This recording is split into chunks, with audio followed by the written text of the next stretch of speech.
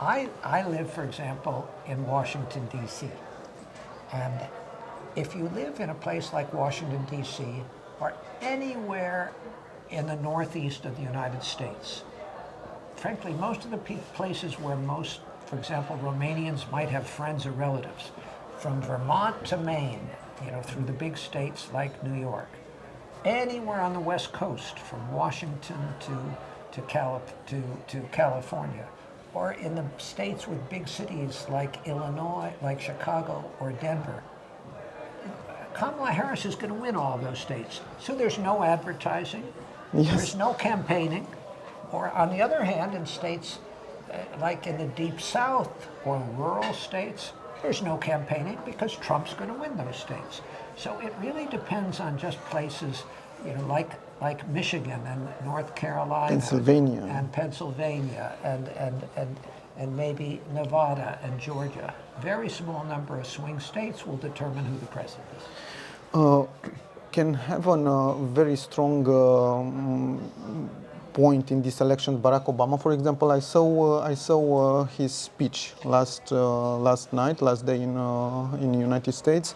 So I think it's a good strategy to bring up these undecided voters for Democratic Party. That's where all the focus is now. However, it's hard to imagine, given how different Harris and Trump are, that there could be still undecided voters. But there are, and there are enough in those swing states. And that's where they're campaigning, and that's where, for example, someone like Obama is.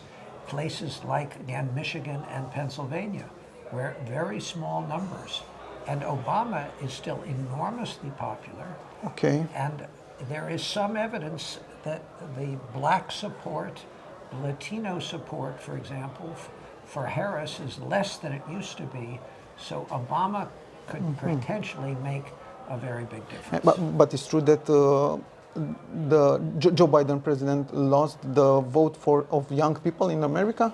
It was a problem here, and maybe Kamala Harris managed to... Yeah, there's no question that Kamala Harris has created more excitement with young people. With the young people, yeah. The fundamental fact is that Joe Biden is an older man, and young people do not understand, did not support, thought he was too old to be president, and it was not as exciting for them as Kamala Harris is. So. Again, but one of the problems for Harris is young people don't vote as much as older people. So a key strategy for Harris and their ground game, if you will, getting people to vote, calling them, driving them to the polls,